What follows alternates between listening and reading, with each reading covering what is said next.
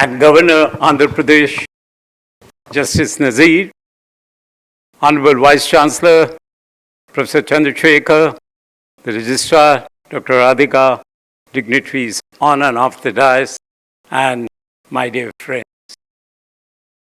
Today is the D-Day. You have achieved those coveted alphabets after your name, which are likely to propel you onto the ladder of social standing. You will hear a lot of people say in a platitudinal way that these degrees and awards mean nothing. Trust me, ladies and gentlemen, I also at this ripe age of 70 plus received the D.Sc today. I was one of you. And it meant a lot to me. It warmed my cockles. I'm not a godly saint. I'm an ordinary human mortal. I want to be recognized. And when it comes from the peers, it means a lot. So it's your day. Savor it, enjoy it, and soak it in. Having said that, today is also the day when you move from the realm of possibilities into realities. There are going to be no more lifeless simulations and augmented realities of your skill lab. You'll be faced with the realities of the world, with all its splendor, but also spattered with its ills and inequity. You shall be facing the follies of the errant human brain and the fickle human heart. Number of times you shall find yourself standing athwart life and death decisions. You will be called upon to be an intermediary between a mother with tears in her eyes crying for her son's life on one side and a flat line on the monitor on the other. A man dying of cancer is going to ask you, "Doctor, how much do I have to live? How much time do I have?" You will be torn. Torn, shall I be telling him the truth or shall I give him hope? Shall I try to cure him or shall I try to heal him? After all, always our Cartesian deterministic medicine doesn't work and it loses out to the nature. These are the decisions, unfortunately, ladies and gentlemen, and my dear friends, you were never taught in the medical college, and that is sad.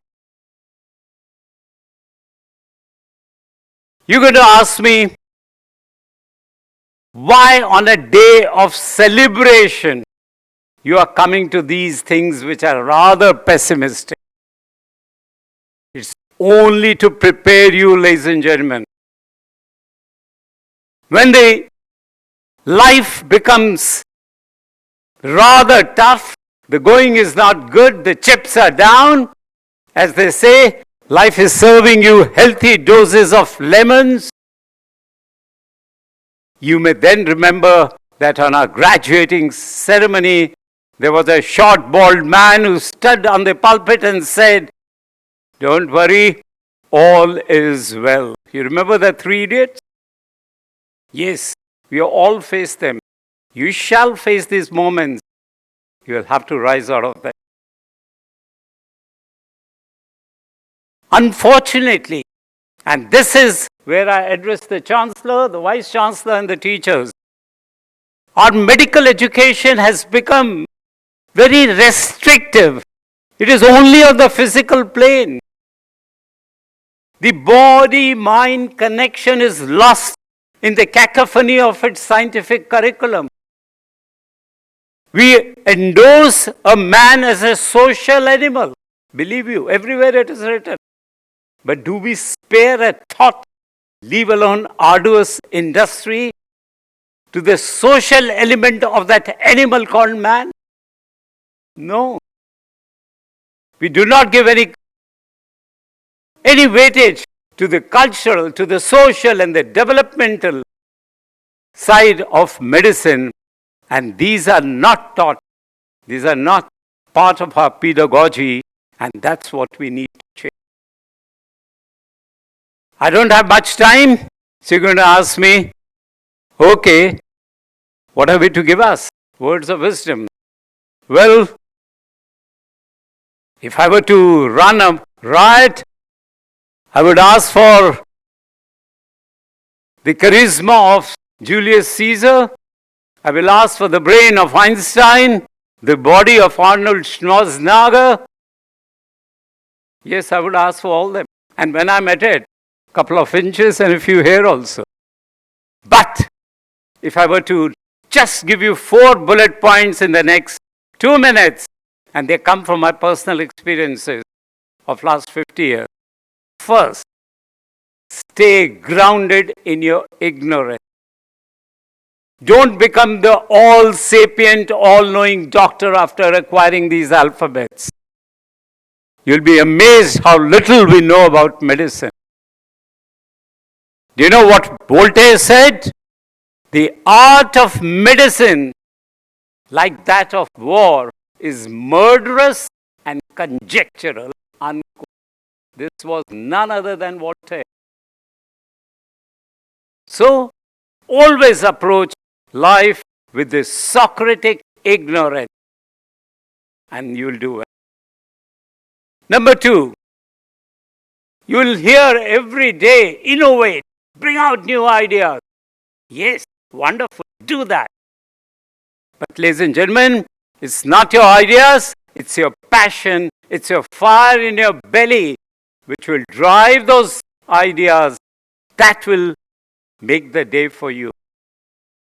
So listen to your inner self, what is called interoception. The goodness of human being is a universal thing given back to us millennia back. It is only our reasoning when it superimposes on our instinct, when this stupid brain rules our heart, we go wrong. Just put your hands on your heart. Every time you have done something wrong, you knew it, you were doing it wrong. But then your brain told us, no, do it. This will help you to get a few $100. So, matters of medicine, let your heart rule your head. Don't let the head rule your heart. Number 3, you'll be gaslighted. Altruism. Serve the society. Yes, I do agree, serve the society. But there is a caveat there, but not at your own cost. You heard of the French, the German scholar Nietzsche? He said, sui primum, self first. Spinoza, the 17th century philosopher, the Dutch philosopher, humility and altruism is hypocrisy of a schemer or timidity of a slave, unquote. And Greek antiquity Epicurus, nature leads every organism to prefer his own good to any other. How can you prioritize someone else and sacrifice your health? Please take care of yourself. Do well, your family will do well, your mohalla will do well, your village will do well, your country will do well, the world will do well, the universe will do well. And remember, when you are betrayed, remember the value of loyalty. When you suffer, remember the value of compassion. When you are lonely, remember the value of friendship. When you don't get a job that you ought to get, don't lose your heart, because getting jobs has much more than your qualification and your degrees and your capability, which are beyond you. And most important, my dear friends, when you lose patience, remember to cherish life. Lastly, you're going to break off. Please do not meet on silver and jubilee. Alumni meet with your classmates and back. Build relationships. Not only with your classmates, with your extended family. Well, I can go on ad nauseum, and I seem to be going astray, so let me get back and end with a prayer for you, or maybe a couple of prayers for you. My first prayer for you, my dear friends, is not for your success. It's a prayer for your failure. Trust me, you shall fail at some stage in life.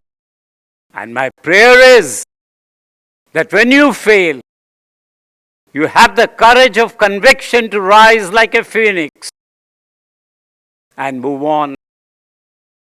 That's my prayer. I pray not for your health. I pray for your ill health. When you fall sick, let you have that inner strength and resilience in you that you can fight it off, get well, and move on. And lastly, my friends, I pray not for your prosperity, I pray for your wellness, so that you are comfortable with your own self and with your surroundings. Take care and God bless.